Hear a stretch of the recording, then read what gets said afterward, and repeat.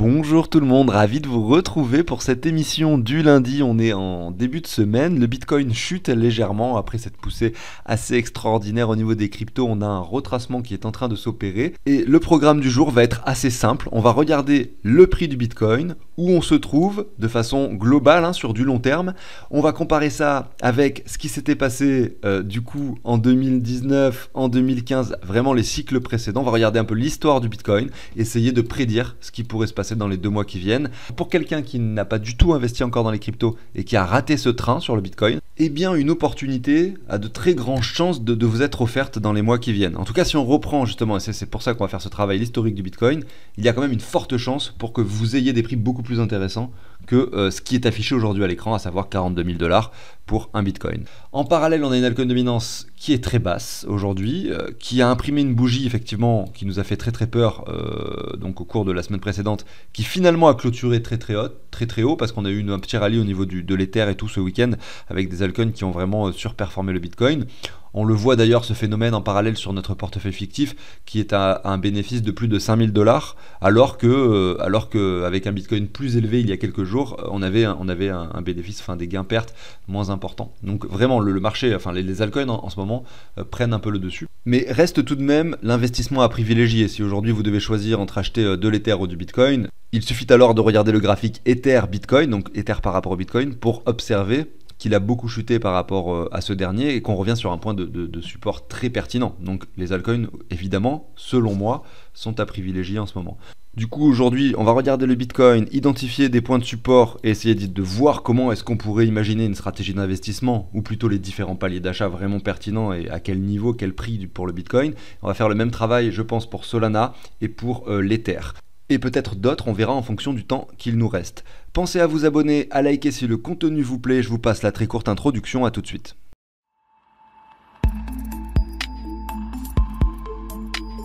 Alors si tu as de l'argent sur plusieurs plateformes, même plusieurs portefeuilles décentralisés, MetaMask, Ledger, plein de choses différentes, que tu as plein de cryptos différentes et que tu sais plus trop combien d'argent tu as, que tu n'as pas vraiment fait de suivi de tout ça, ou alors que ton suivi finalement est difficile à mettre à jour au quotidien, j'ai créé vraiment un outil qui va te simplifier la vie en fait, parce que là tu as le prix des cryptos qui s'actualise chaque heure. Donc toi tu vas dire dans cet outil les cryptos que tu possèdes, sur quelle plateforme tu les possèdes, combien tu as investi à la base, et en fait ça te dit exactement combien tu es en train de gagner ou perdre, et ça en temps réel en fait. Et les prix des cryptos s'actualisent chaque heure, donc vraiment c'est assez cool. Et il y a plein d'autres petites fonctions comme par exemple la possibilité de connaître sa répartition stablecoin crypto ou bien Bitcoin altcoin. Voilà des choses qui permettent de mieux aborder les choses, en tout cas de mieux prendre ses décisions au quotidien. Donc si ça t'intéresse, je te mets une petite vidéo en haut à droite, j'explique le fonctionnement de cet outil page par page dans cette vidéo qui dure une dizaine de minutes. N'hésite pas à y jeter un œil. Et si tu es un peu plus décidé, tu peux aller directement dans la description de la vidéo ou de toutes les autres. Tu as le lien du site de CryptOrganize et c'est ici que tu peux obtenir l'outil. À savoir que plus de 1000 personnes effectivement l'ont obtenu, et parmi ces personnes-là effectivement c'était la plupart, la majorité, je vais être honnête avec vous, c'était pendant la première phase, donc la phase haussière de 2021. Beaucoup de personnes s'intéressaient aux cryptos, etc. Beaucoup de personnes ont acquis cet outil à l'époque et je pense beaucoup ne l'utilisent plus et ne sont même plus dans les cryptos aujourd'hui parce que il y en a beaucoup qui ont acheté au mauvais moment aussi. Mais la plupart ont été quand même assez satisfaits en tout cas de l'outil en lui-même parce qu'il permet vraiment d'avoir la récupération des prix de façon assez stable, sauf pour les anciens donateurs, mais je vous invite à effectivement obtenir la dernière version, vous avez les infos dans la description. Mais effectivement la plupart des personnes qui l'ont obtenu sont contents et j'essaye de répondre très rapidement, et si quelqu'un n'est pas satisfait, de toute façon je le rembourse quoi qu'il arrive. Et d'ailleurs sur les 1000 et quelques, ça m'est arrivé 2 fois de devoir rembourser la personne. Comme ça vous connaissez même mes stats en fait, voilà. Bref, alors je commence avec du coup le Bitcoin. Le Bitcoin aujourd'hui presque 42 000 $, et après une dizaine de semaines dans le vert, on a une bougie rouge qui se dessine. Regardons maintenant le halving, donc qui est prévu pour le 15 avril 2024, et la semaine actuelle on a 18 bars. Dans 18 semaines, il y a l'événement du Bitcoin, l'événement qui se déroule tous les 4 ans, le halving. Si je reprends le halving de 2020 et que j'enlève 18 semaines, on va se mettre par ici, hop, voilà, on était ici. Alors je vais essayer de représenter ça précisément. Donc c'était pas le même contexte à l'époque, on le sait, le Bitcoin était monté bien avant la phase que l'on connaît actuellement et avait pas mal stagné et chuté même, on va dire, juste avant le halving, notamment avec le crash Covid. C'était un contexte différent de celui qu'on connaît aujourd'hui. Malgré tout, on peut quand même essayer de faire la petite comparaison avec ce marché de l'époque. On voit que 18 semaines avant, on avait un Bitcoin qui était légèrement en train de monter et qu'on a eu une grosse crise qui s'est opérée juste après avec une baisse de 60% sur le Bitcoin à l'époque. Voilà, on va reproduire ça sur le marché actuel pour voir ce que ça donnerait. Mais je vais quand même revenir sur le marché encore précédent, à savoir celui de 2016. Celui-ci, de marché, ressemble beaucoup plus au marché actuel, que ce soit par le crash ou par la hausse actuelle. C'est assez incroyable à quel point en fait c'est similaire. Non pas en termes de volatilité, parce que ça, non, c'est différent, on n'avait pas la même capitalisation à l'époque, plus en termes de configuration graphique. Tout simplement parce que, regardez, si on prend 18 semaines, on va se mettre ici, 18 semaines, on était à cet endroit-là, voilà, donc ça colle plus, vous voyez, il y a le halving qui est par ici, avant le halving, effectivement on a stagné, c'est un peu comme les 15 000 $ là, de l'année dernière, alors sauf qu'à l'époque c'était 200 $, hein. Et ensuite on a eu cette poussée assez puissante qui s'était déroulée, alors à peu près, hein, on va dire ça à peu près 36 bars, 36 semaines avant le halving, c'est ce qui s'est passé en fait cette année, hein, c'est un peu comme la hausse qu'on est en train de vivre, et ce qu'on avait vu en fait à l'époque, et c'est là que c'est intéressant, c'est que ici le Bitcoin était passé donc de 442 $ à 700, donc a fait x2 encore, vous voyez, juste avant le halving. Donc on a vraiment deux contextes tout à fait opposés entre celui de 2016 et celui de 2018. Et ça quand même c'est important à noter, et c'est ce qui va mettre un peu d'incertitude sur notre marché actuel. Moi, vu les similitudes du marché actuel avec celui de 2015, alors je ne vais pas refaire le travail en détail, mais je l'avais fait sur la chaîne, j'avais vraiment comparé les deux graphiques, l'actuel avec ce graphique baissier, l'actuel avec cette stabilisation, avec les temporalités, c'est vraiment hallucinant à quel point ça colle. Donc si on est sur quelque chose de similaire, je vais juste quand même faire quelque chose encore de supplémentaire pour pouvoir finalement faire un travail propre. Je vais prendre un Fibo qui récupère toute cette baisse en 2015 et on voit qu'on était venu chercher précisément les 61,8. Et ça s'est déroulé, on va dire, 4 semaines, 1 mois avant le halving. Donc c'est peut-être à la spéculation de ce halving en fait que le marché était monté à l'époque. Derrière, qu'est-ce qui s'est passé? Eh ben, le marché, donc, il a perdu, si on prend de mèche à mèche, hein, avec cette mèche extrêmement basse ici, cette forte panique, hein, 40%. Voilà, tout simplement. En réalité, si on raisonne en Fibo, parce que évidemment la volatilité c'est moins important que le Fibo, vu qu'il y a une différence de capitalisation, on avait retracé de 50% grosso modo. Tout simplement, on voit ça sur le Fibo. Ah ben, on va refaire un peu ce travail sur le marché actuel.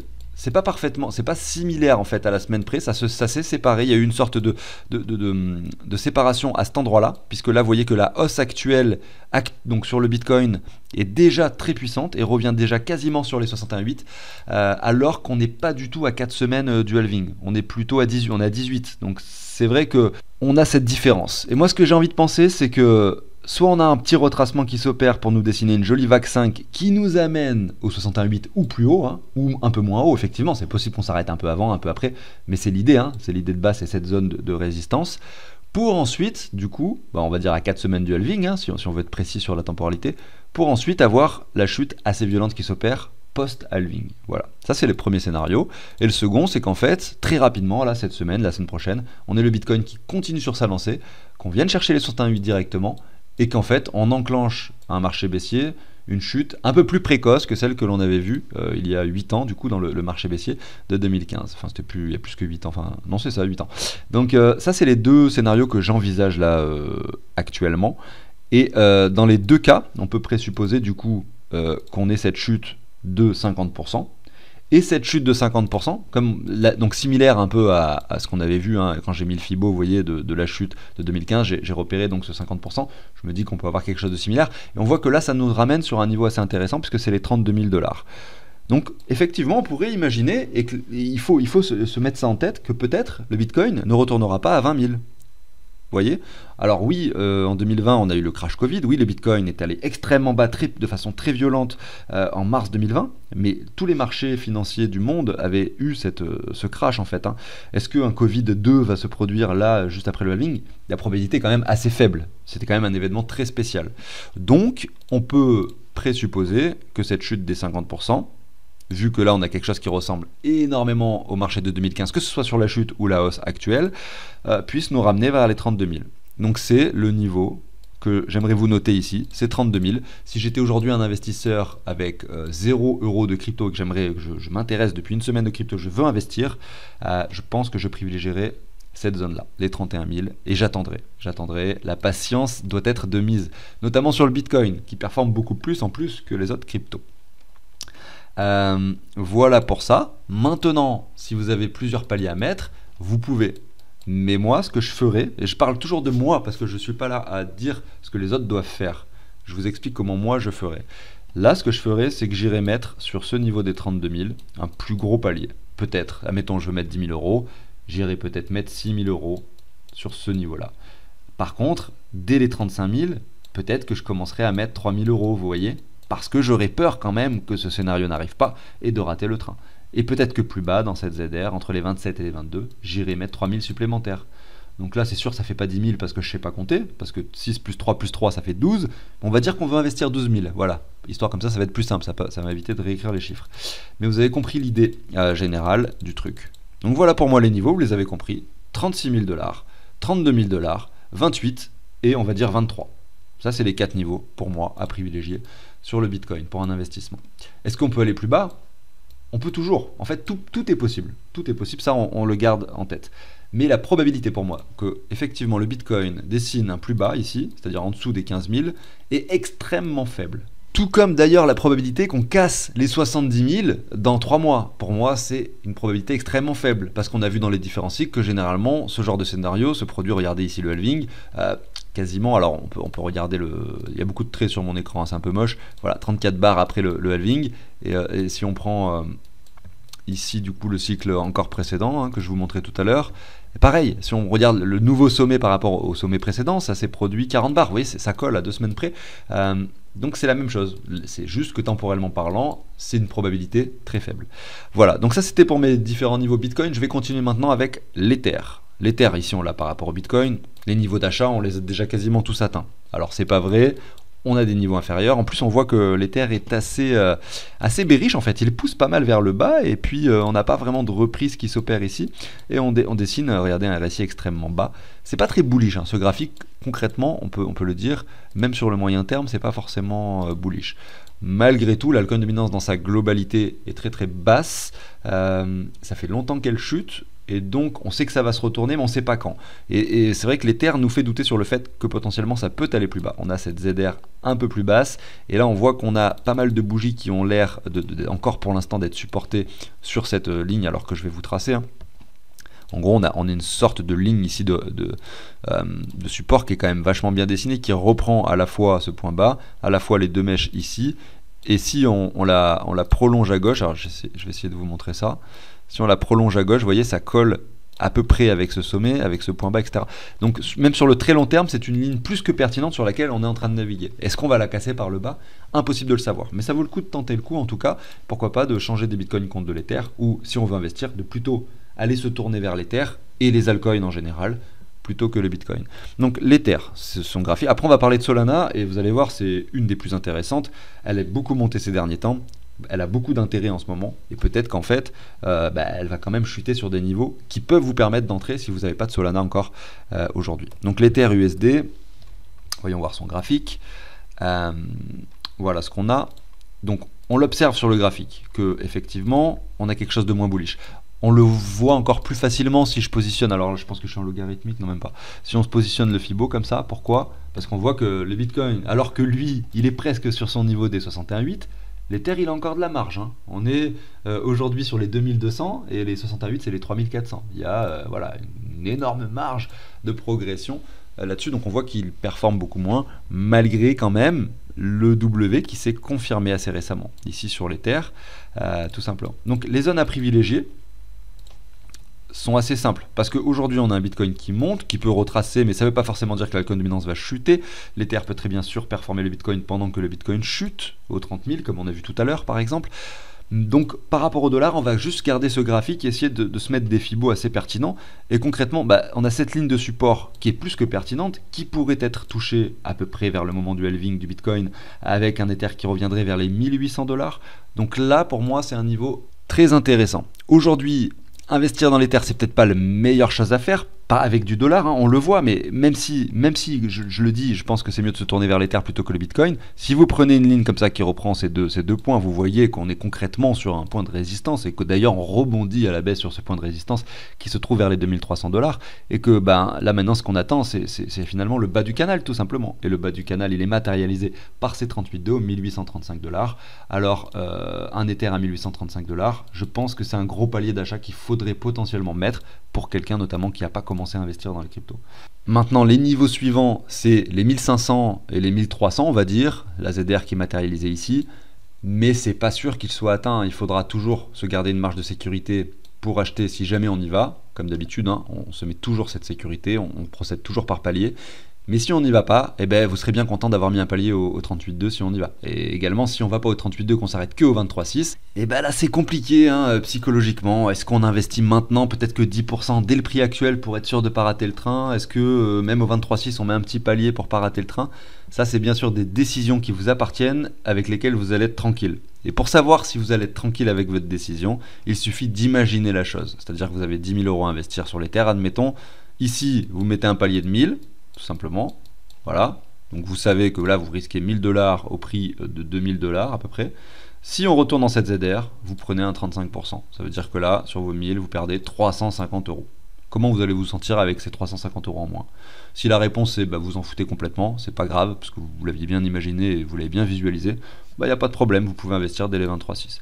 Maintenant, si ces 350 € c'est une grosse somme pour vous et vous allez être dégoûté, vous pensez que vous serez dégoûté de l'avoir perdu, en tout cas même de façon latente, parce que c'est pas perdu définitivement, derrière il suffit que ça remonte, mais si de façon latente vous pensez que ça va vous toucher personnellement et émotionnellement, mais il ne faut pas l'investir cet argent. Il vaut mieux attendre des zones, même si au risque de ne pas les choper, mais il vaut mieux attendre des zones plus basses sur des prix où vous avez plus de certitude sur le fait que ce soit un support, tout simplement. On enchaîne avec Solana. Solana qui surperforme ce marché, qui est venu chercher quasiment les 80 $, 77 pour être précis. On avait mis ce petit fibo de prolongation sur le graphique la semaine dernière. On avait repéré ces 80 $. On voit qu'on ne s'est pas arrêté vraiment dessus, mais plutôt aux 78. Clairement, quand je parle de 80, et d'ailleurs, si vous me suivez, vous le savez, je mets toujours des zones comme ça. Donc pour moi, il y a quand même une marge de sécurité à se prendre à la hausse ou à la baisse. Donc là, les 78, pour moi, c'est vraiment un prix qui peut déclencher des ordres, si vous avez effectivement mis des ordres pour vendre sur ce niveau, donc cette résistance qui vous semblait pertinente. Maintenant, est-ce que le bull run de Solana est terminé? Aucune idée. Aucune idée, c'est trop tôt pour le dire. Il y a une bougie là qui s'enchaîne assez négative, mais bon, ça suit le marché actuel, qui est en chute en fait, marché des cryptos. Et là, on retourne sur les 70 $. Il y a beaucoup de personnes, je pense, qui ont raté ce train et qui aimeraient investir dans Solana. Moi, je suis plutôt dans le cas où c'est une grosse partie de mon portefeuille, où je revends petit à petit. Là, actuellement, en tout cas, je revends pour de l'Ether, pour d'autres cryptos qui, en revanche, n'ont pas encore forcément performé. Et d'ailleurs, on peut voir que c'est une bonne stratégie. Si vous regardez les tops des cryptos de ces dernières 24 heures, on a quand même de belles performances. Par exemple, pour Injective, Immuable, on a Optimism, on a SNX, Avalanche. On a beaucoup de cryptos, en fait, sur lesquels on aurait pu, pourquoi pas, transférer du Solana, les revendre pour ce genre de coins qui sont quand même très capitalisés, qui ont un potentiel, qui n'avaient pas encore performé, qui sont en train de le faire alors que le marché général est baissier. Donc c'est ça la stratégie aussi, c'est de jongler entre les cryptos, chose qu'on peut très très bien faire grâce à l'outil, parce que sur l'outil que je vous partage, vous avez le pourcentage de chacune des cryptos que vous possédez. Donc vous allez rentrer toutes les cryptos que vous avez sur chacune de vos plateformes, et bien vous allez avoir les quantités par plateforme, et vous allez savoir le pourcentage que vous possédez par rapport aux autres. Vous allez pouvoir comparer et se dire, voilà, oh, Solana il a pris par exemple 300%, Solana, nickel, là maintenant j'en avais 5% du portefeuille, maintenant ça représente 15%, je vais rééquilibrer ça, je vais le redescendre à 5 pour essayer d'aller dans quelque chose qui au contraire lui n'a pas pris en pourcentage, donc ça veut dire qu'elle n'a pas performé, pour rééquilibrer, etc. Et quand l'autre va monter, bim, vous allez pouvoir la rééquilibrer. Ça c'est vraiment le jeu du rééquilibrage, je ne sais pas comment le nommer, mais voilà, vous avez compris l'idée, c'est un peu ma façon de faire. Donc voilà pour Solana, 69 $. Quels sont les niveaux pertinents aujourd'hui sur Solana? On va essayer de voir ça rapidement avant de clôturer cette émission. Vous avez clairement la neckline. La neckline c'est là. Est-ce qu'on va revenir aussi bas? J'en sais rien. Mais c'est le point ultime qu'on voudrait voir pour Solana. Pour le coup, elle a tellement été performante, les bougies sont tellement verticales qu'on peut s'attendre évidemment à une chute tout aussi violente. Une chute tout aussi violente, est-ce qu'elle peut nous ramener aussi bas? J'en sais rien. En tout cas, si elle le fait, ça ne sera pas négatif pour Solana. Mais alors pas du tout, parce qu'on aura toujours cette ligne de tendance qui sera respectée. Vous le voyez ici. Et en plus, on reviendra tester une neckline assez jolie. Malgré tout, on a cet espace. Et cet espace-là, peut faire office de résistance à peu près n'importe où parce que le cours a beaucoup travaillé cette zone. Donc sur la chute, on a aussi cette zone là. Donc on va pouvoir mettre le Fibo et regarder concrètement ce que ça donne pour essayer de se mettre des niveaux de prix. On a les 38,2 aux alentours des 51. Ça reste encore un peu haut, je trouve, pour investir quand je vois ce graphique. Voilà. En tout cas, moi, mon choix se pencherait sur des niveaux inférieurs. Pour commencer, on a les 0,5. Alors, ce que je vais faire, c'est que je vais mettre un carré. Ouais, j'ai un rectangle qui reprend vraiment la zone. Donc là, vous voyez, on a les 0,5. Et cette zone-là, on voit qu'elle est vraiment dans notre zone de travail de l'époque, à la fois pendant le début du bull run de 2021 et la fin ici. Donc c'est une zone qui a été travaillée. On a les 61,8 un peu plus bas. Donc cette zone-là, et on peut mettre jusqu'au 78,6, mais grosso modo, effectivement, la cassure de la trendline que j'ai cassée serait forcément assez négative. Donc on espère tenir cette ligne-là, mais voilà les différents prix, entre les 43 et grosso modo, on va dire entre les 25 $. Avec pour moi une grosse zone à privilégier, plutôt dans cette... Alors d'une part ici, pourquoi pas commencer à mettre un palier assez important ici vers les 50 $. Pourquoi? Parce que c'est le haut donc c'est un point de support et c'est le haut de la zone de travail. On peut s'arrêter ici, mais ça serait vraiment très bullish pour Solana si on devait s'arrêter ici pour directement continuer vers le haut.